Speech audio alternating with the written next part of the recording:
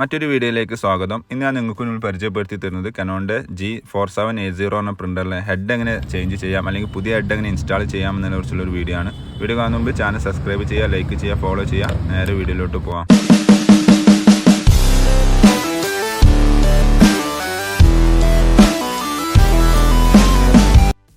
Ink fill ചെയ്യാനും അതേപോലെ head install ചെയ്യാൻ അല്ലെങ്കിൽ ഹെഡ് ചേഞ്ച് ചെയ്യാൻ വേണ്ടി നമ്മൾ ആദ്യം ഈ സ്കാനർ മൊഡ്യൂൾ ഓപ്പൺ ചെയ്യണം. അത് ഓപ്പൺ ചെയ്യാതെ കാര്യങ്ങൾ നടക്കത്തില്ല. നമുക്കിവിടെ അറിയാം, രണ്ട് ഹെഡാണ് ഈ മോഡലിന് വരുന്നത്.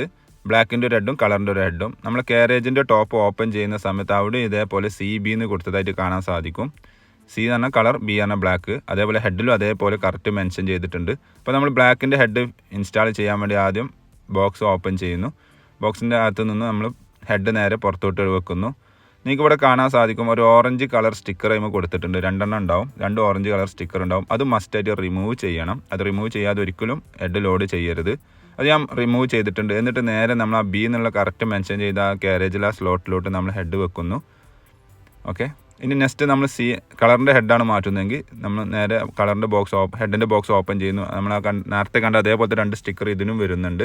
ആ രണ്ട് സ്റ്റിക്കർ റിമൂവ് ചെയ്യുന്നു. അതിന് ശേഷം നമ്മൾ നേരെ കാരേജിൽ ആ സ്ലോട്ടിലോട്ട് സീൻ എഴുതിയ കറക്റ്റ് ആ സ്ലോട്ടിലോട്ട് ഹെഡ് വെക്കുന്നു.